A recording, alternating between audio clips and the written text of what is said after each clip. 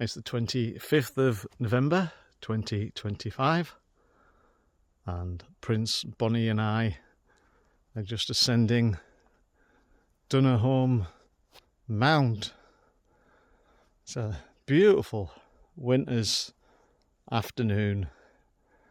Sun's dropping now at getting on for 3:30 towards the horizon, unfortunately. And it's Prince's 9th birthday. Happy birthday, Prince. He hasn't had a bad day. He's been down to Ronhead this afternoon, one of his favourite walks, and then here we are doing one of his other favourite walks. So we've been quite lucky because the weather's been rather wet. Oh, there's some sheep up there. Bonnie! Wasn't expecting any sheep because the sheep tend to flock together, don't they? And we just passed a big flock of them. Right, come here, you. Come on. On the Bonnie. Bonnie. Right, she's getting me a bit close to the cliff edge there. Bonnie. Bonnie, this way. Good girl. All right, if you come this way, we'll be all right. Oh, that was a bit of a relief. Oh. You better not be rolling on your birthday, son, because you'll be getting a cold shower when we get home. Yes, you will. Right, here we are, look at this. This is the Duddon Estuary, of course. I was going to go up there where those sheep are, but they've spoilt it a bit.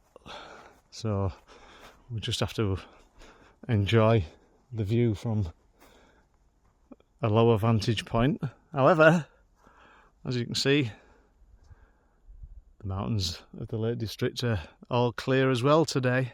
Clear of snow as well. We had quite a bit of snow on last week. The snow's melted, and no doubt the rivers are quite full. But yeah, beautiful day to be walking up in the Lake District. Quite often in winter when there's less people about, it's a more fun walk. You're not queuing, for example, to stand at the top of Coniston Old Man, which I've had to do before in the autumn. And just a big shout out to the people who volunteer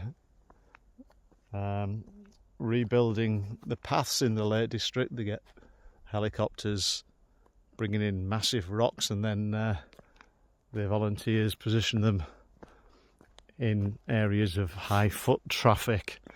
So yeah, giving up their own time to do that. And my cousin John is one of them. He likes to do that.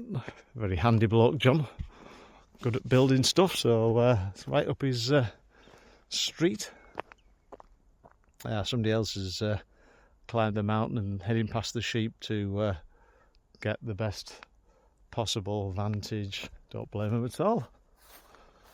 So yeah, it's a lovely day, but within an hour now it'll be dark, unfortunately. There's some wonderful cottages. Just what is this thing? I just sort of wonder if is it a quarry or what? Don't know. Anyway, as I was saying, there's some tremendous cottages. I'll just grab hold of Bonnie because we're just about to pass a load of sheep. Prince isn't the slightest bit interested in sheep, which is a good thing. But as Bonnie's only a growing puppy, I'm never sure what she's about to do. Right, just another look at that tremendous view there. Looking over towards Kirby. Nice little cafe there, Pam's Cafe. Only open Sunday, Monday, Tuesday, but it's a great little cafe, and I used to enjoy going there with my dad. And he likes sitting outside and watching out for trains and seeing any chickens that were roaming about. Yeah, I was on about these this little row of isolated cottages, quite away from the main road, which is, if you look over on that hill there, it's halfway up that hill, so it's quite a long drive to get down here, but how fantastic to live here with such a amazing view, ever changing view with the incoming tide, of course, and different weather every day. I'm getting pulled by Bonnie, who's getting stronger by the day, 10 months old now, bigger than Prince,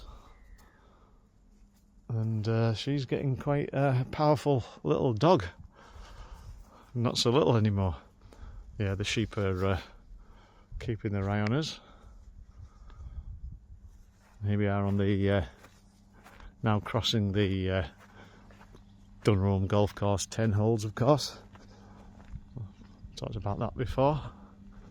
But yeah, there's normally a dog just around this corner tied up, and a number of times I've forgotten about him, and he's on the chain and he barks.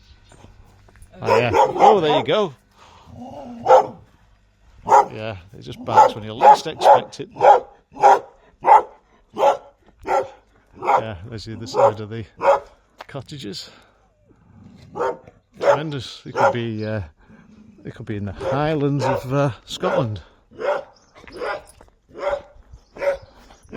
He's got a bark on him, hasn't he? I actually think he's an alright dog, but he's just protecting his home. There you go. Now that is a steep climb up to the top, to the hole on the top of Dunnerholme Mount.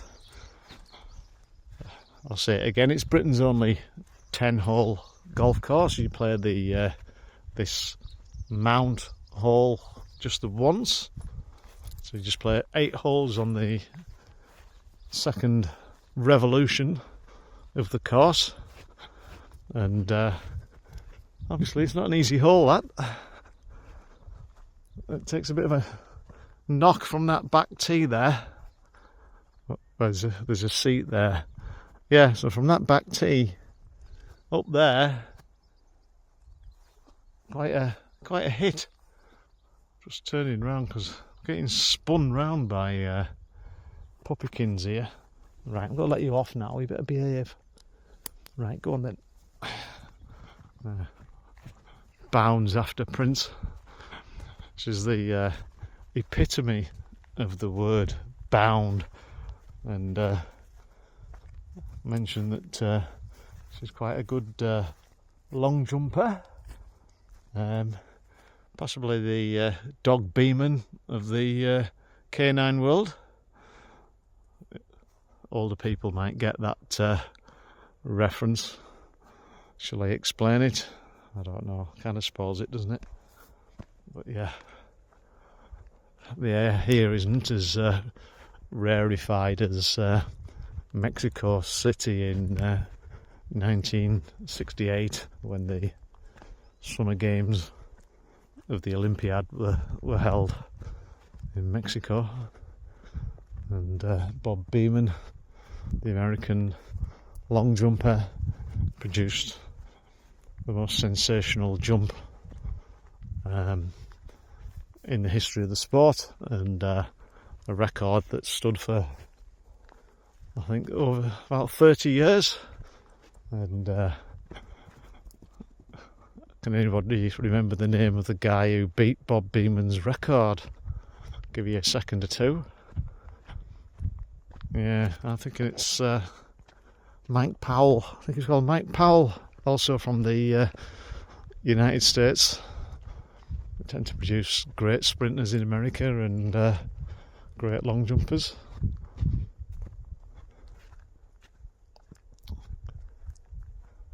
Yeah, Carl Lewis was a great sprinter and long jumper, somewhat tarnished his reputation, of course, by allegations of drug taking.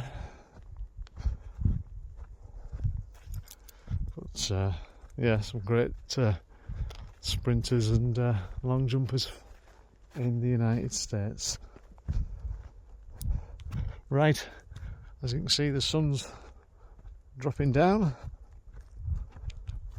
on the horizon there. Be gone in about 10 minutes, I think. Crikey, I've just realised I didn't mention one of the 20th century's greatest ever American athletes who put paid to Hitler's crazy Aryan theories of racial supremacy. The legendary Jesse Owens. Jesse Owens won 4 gold medals at the Berlin Olympiad in 1936, and by all accounts Hitler, who'd been watching the events, stormed off, so he didn't have to present a medal to a clearly racially superior athlete. So there we are. One in the eye for you, Adolf.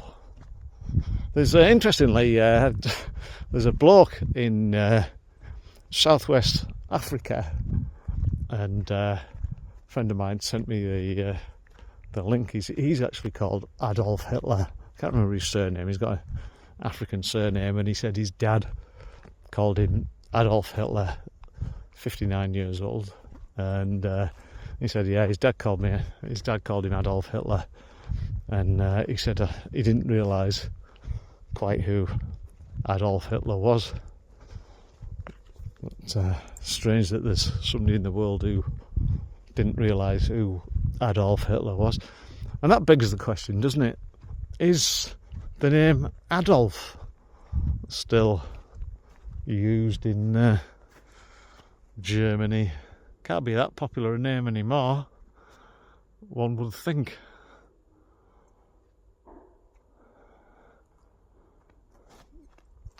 Here we are, there's plenty of gorse on the course. I know that.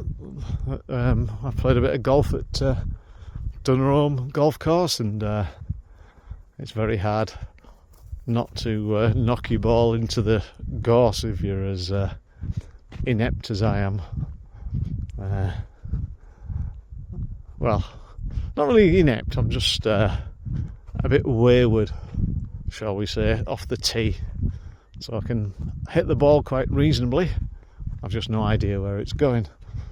Unlike my brother, who's a very dedicated follower of fashion, golfer. He does actually wear very smart clothes for golf, and he's actually quite a good golfer. Won several prizes. His claim to fame, my brother's claim to fame,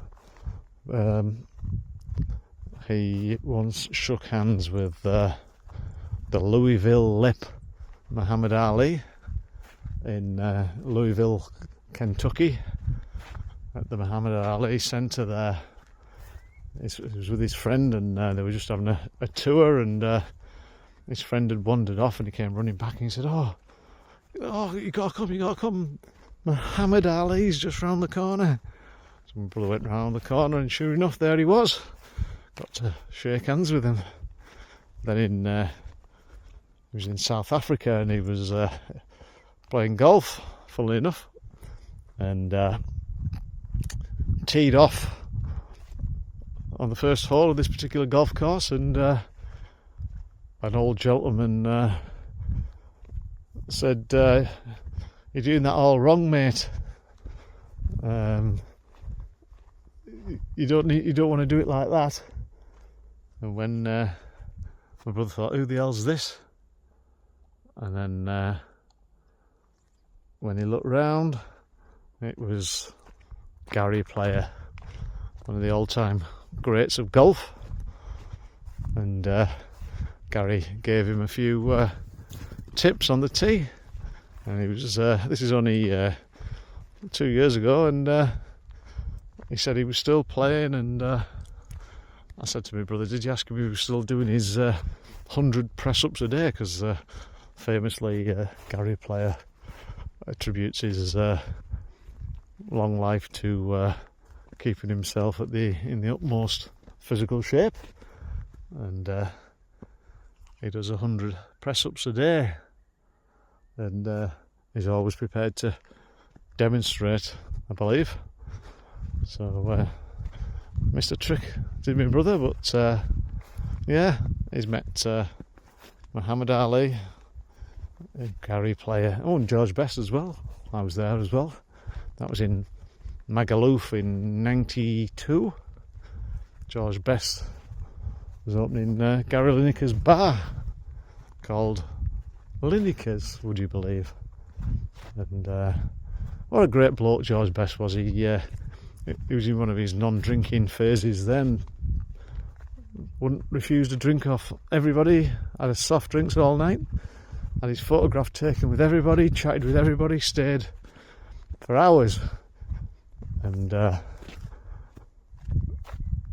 everybody was really impressed with what a nice guy he was.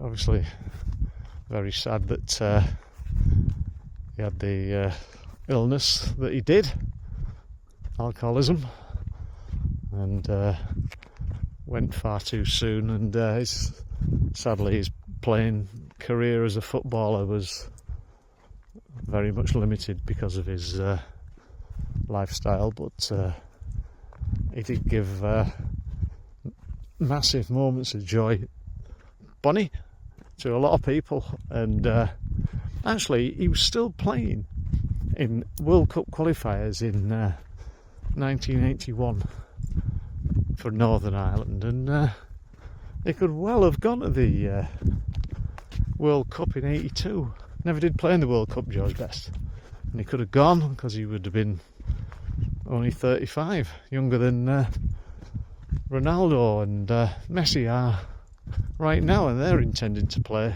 I believe, in the forthcoming World Cup in the United States. Right, I'm going to end it there because we'll come at the end of this path and there's sheep around. I don't want Bonnie running after him, so I'll end it there.